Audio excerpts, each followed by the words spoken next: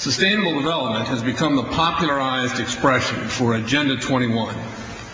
Agenda 21 is the 1992 United Nations Rio Declaration on the Environment and Development. It is the agenda for the 21st century you're living in today. For a brave new world where everything that you cherished and held true will no longer exist.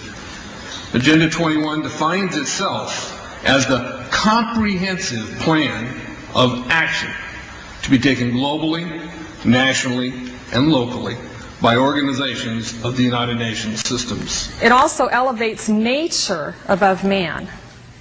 And it contains something called the precautionary principle, where basically you're guilty until you're proven innocent. Sustainable development is the philosophy designed to bring human beings across the globe under the full control of a narrow human elite. It's a 40-chapter document to basically control the world. It's based entirely on socialist control mechanisms. Sustainable developers have designed a global movement coordinated through a global to local action plan to create world government in accordance with certain objectives. These objectives include an end to national sovereignty, the abolition of private property, the restructure of the family unit, and increasing limitations and restrictions on mobility and individual opportunity.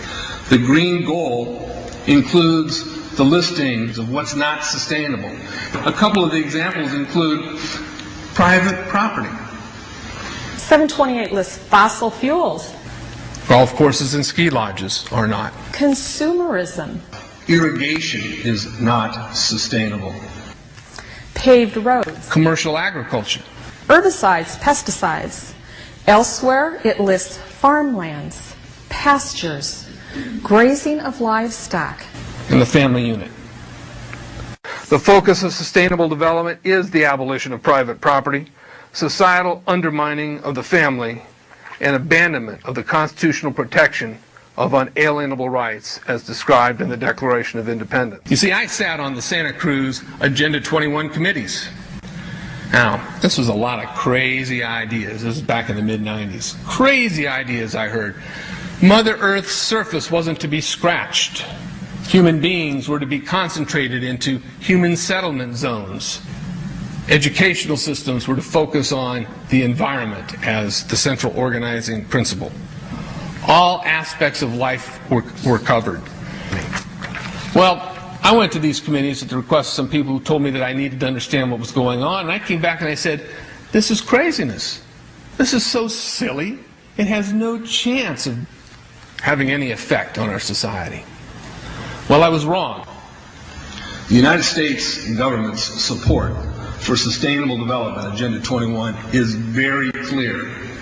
In 1992, while the Rio Conference was going on, George Bush, then president, was there where he executed the Agenda 21 protocols on behalf of the United States and brought it back to Washington, D.C. Within a year, Bill Clinton, by executive order, no congressional review, established the President's Council for Sustainable Development. In Santa Cruz, we've got a 2-lane freeway system. We need 4, but what we're getting is hundreds of millions of dollars of federal money to take a dilapidated rail line that Southern Pacific wants to put in the hands of somebody else so that a commuter line can be built along the railroad track. That'll be followed by 14-story buildings where people will live and stack them in pack them units, where developers or so-called sustainable developers will build these high rises with federal dollars. In fact, Santa Cruz has received a $300 million federal grant to build the first 3,000 of these stack them and pack them units. The County Board of Supervisors has said, if you are a sustainable developer, you're immune from any construction defect liability.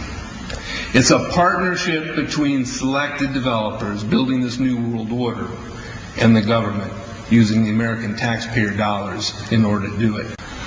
This is a map of the Wildlands Project. To explain the map, the red are areas that are to be off limits to human beings.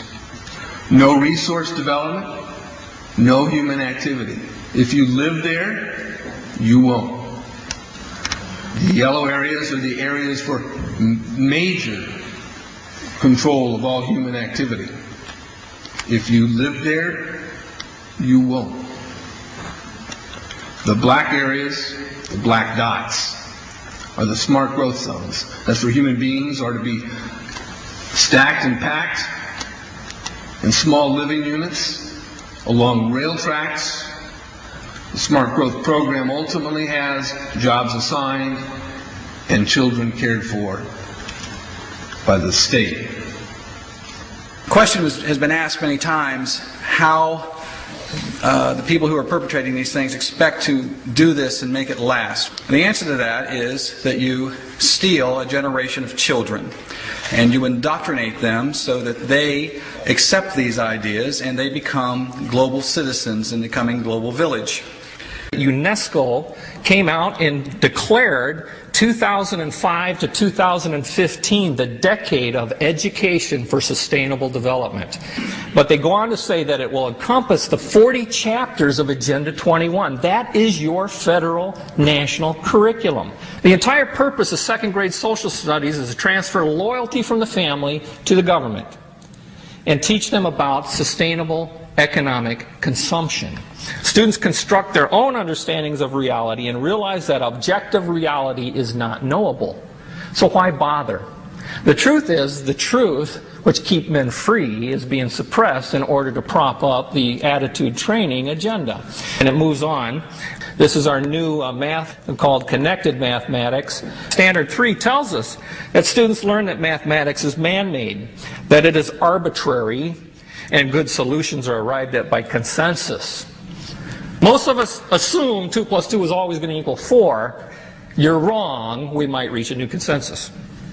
How well does it work? Well, they tell you in the teacher's guide in the back, it tells us that because the curriculum doesn't emphasize arithmetic computations done by hand, some students may not do as well on tests assessing computational skills. We believe such a trade-off in the favor of CMP is very much to the student's advantage in the world of work. Our children are mathematically illiterate on purpose. How do I know on purpose? Why isn't this just a basic bad idea? Because the Sustainable Development Plan tells us so. Generally, more highly educated people who have higher incomes consume more resources than poorly educated people who tend to have lower incomes. In this case, more education increases the threat to sustainability. Charlotte Iserby, I owe you an apology. I did not believe for the longest time it was a deliberate dumbing down. I thought the dumbing down was a natural consequence of a bad idea. Folks, it's deliberate. It's deliberate. The sustainable globalist goal is the orchestration of a planned fall of American principles, values, and lifestyles. The effect on the average American will be devastating.